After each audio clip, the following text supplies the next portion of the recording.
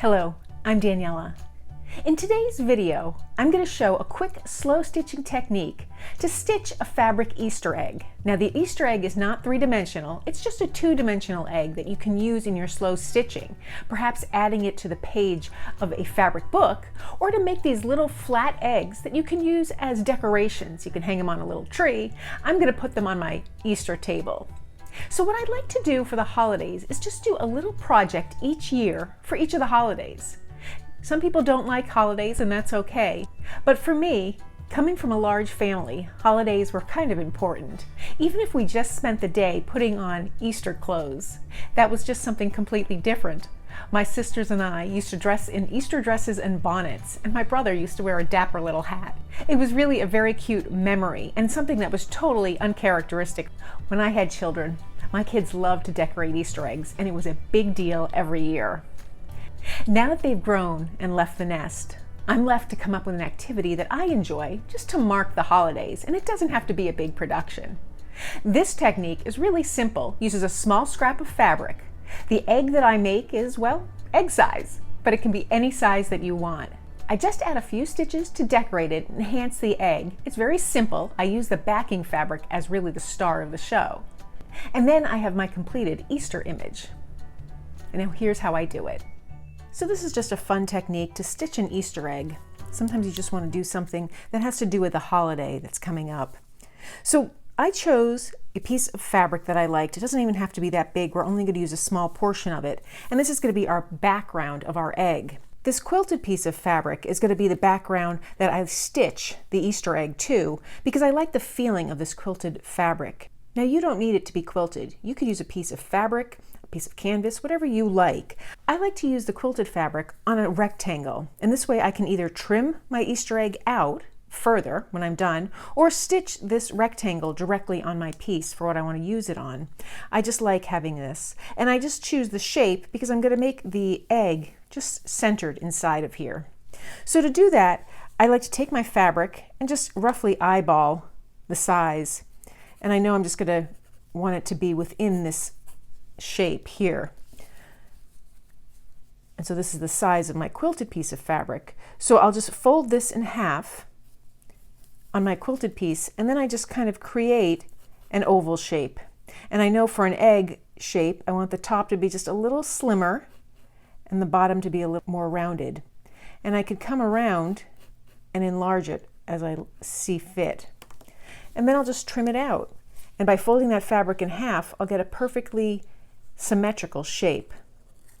So I'll just cut around.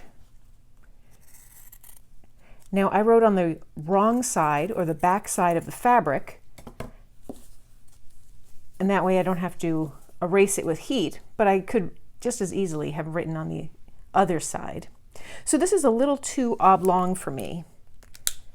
So I'm just going to fold my piece in half again, and with my scissors I'm just going to round that bottom corner out a little more and just get a nice edge.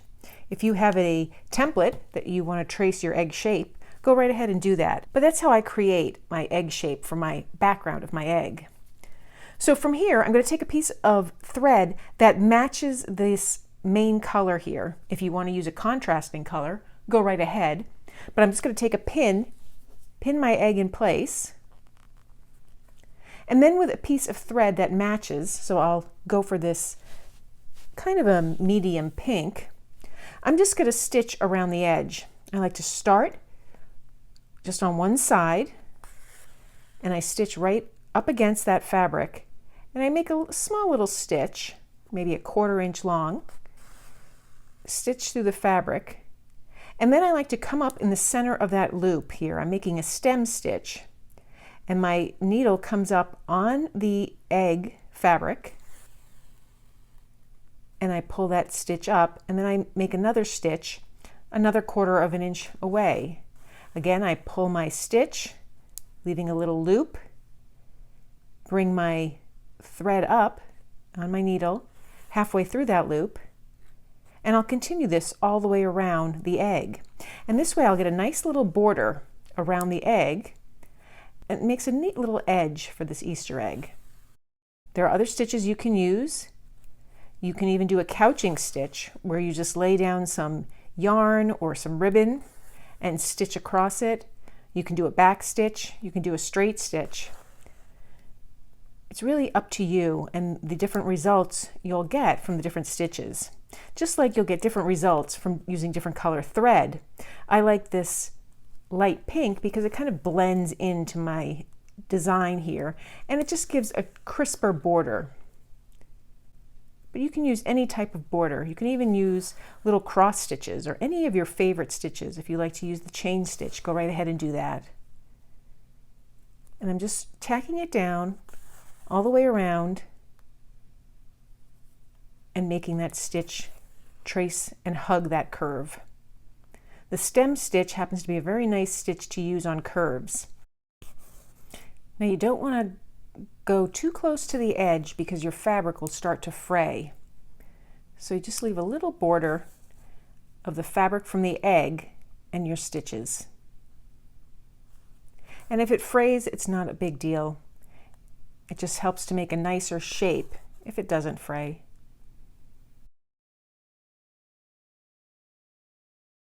So there, I've tacked down that egg shape to the fabric just by going around the edge, just staying within that edge about 1/8 of an inch.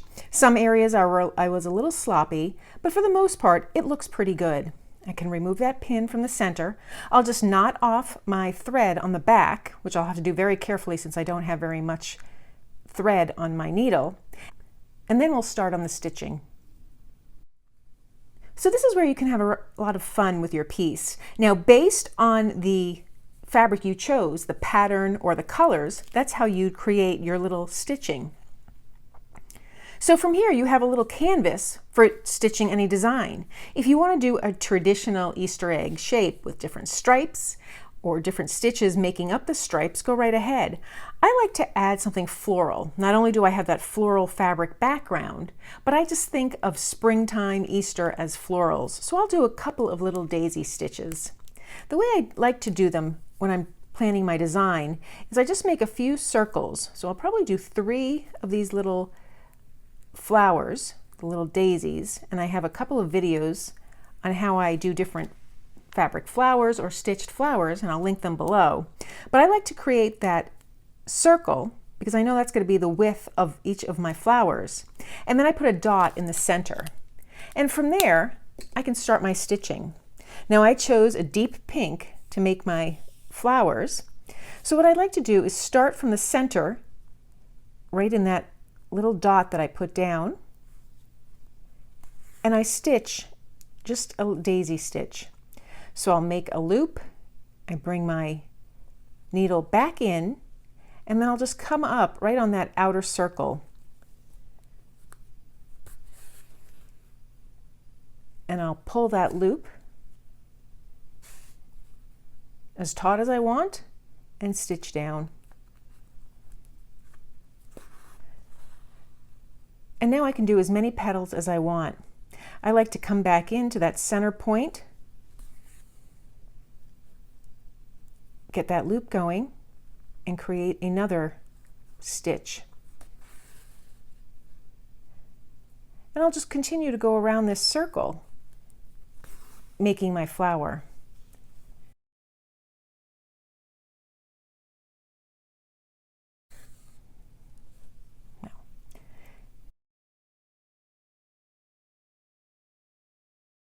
Now I have a video for making a stitched flower, which uses this stitch, but it creates layers of them, so it's a really lush and full flower.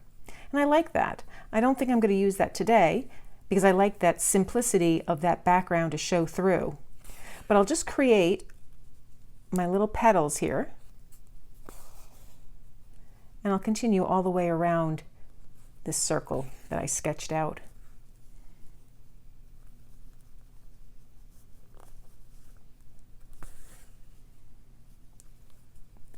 Stitch down, and then I'll do one more over here.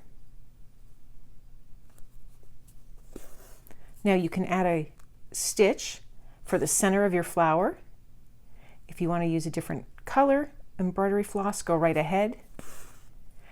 I'm just going to come up in the center here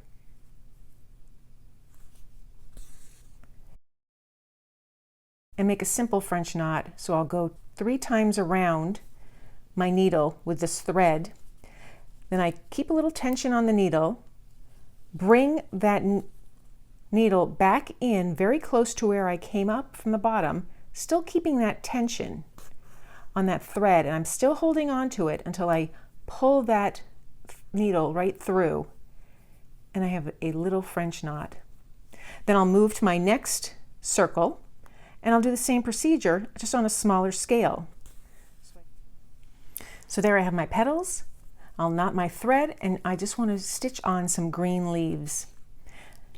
Now I use the leaves strategically so that I can fill in the areas where there's space. So I'd like to have a leaf here coming from this flower. I think I'll do another leaf on the inside of this one, and then maybe 1 or 2 for this. And I'll add another leaf here and there. And again, I want to maintain that curved shape to my design. So I don't really want petals going in every direction. I really want the petals to draw the eye in a certain format, kind of in a line. So now I'm going to stitch my leaves, and I'm going to do that same stitch that I used to make the daisies, each one of the petals. So I come around and I just anchor it in place. And it's a very rustic, simple leaf, and it just looks like a leaf because you think of the green. So I'll stitch around.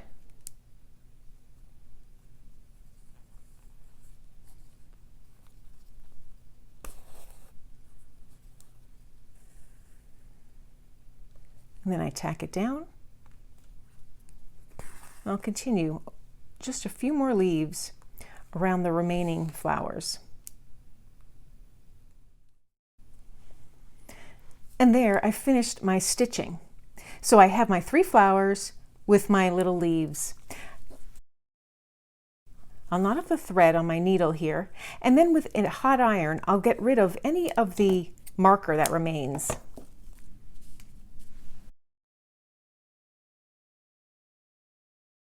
So I just press the hot iron and it removes all of the marker. So that is just a simple little Easter egg. I can put a little bow on it and trim it around and stick it in a little dish or use it on my Easter table. Now I wanted to show you some variations because the variations will come on that background fabric that you choose to use for your egg. So here's another design I did. You can't really tell, but this is a printed fabric where it has the blue here and then there was kind of a floral stripe. But I went over it on the opposite side with the same stitch, the 3 daisies. I used a white thread for the centers, and I have a few more leaves. And I like the way that looks. It's a little different size, but it's the same technique. Here I took another piece of fabric that had lots of large flowers, and I just stitched in 2 colors around those flowers. Some of these stitches were kind of the daisy stitch, sort of, but for the most part I just followed that abstract flower shape with the yellow thread and then the off-white thread. And then I just added some of that green for the leaves. It's still floral, but it's a totally different look than what we have here with the finished flowers. Here I have partial flowers. And then lastly, if you don't want to use the floral technique at all, you don't have to. Just take the cue from whatever fabric you use. So this was striped fabric, and I just stitched stripes along right onto the fabric.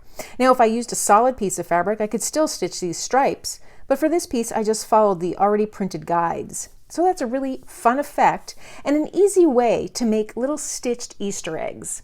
I can leave them in here until I'm ready to use them, and once I'm ready to use them I can decide if I want to stitch this whole panel down in my work or cut them out and use just that piece that I've stitched down.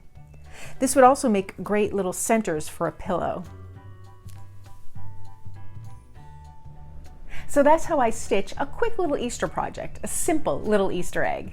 I hope you've enjoyed this project, and if you have, please give it a thumbs up and be sure to subscribe. Thanks for joining me today.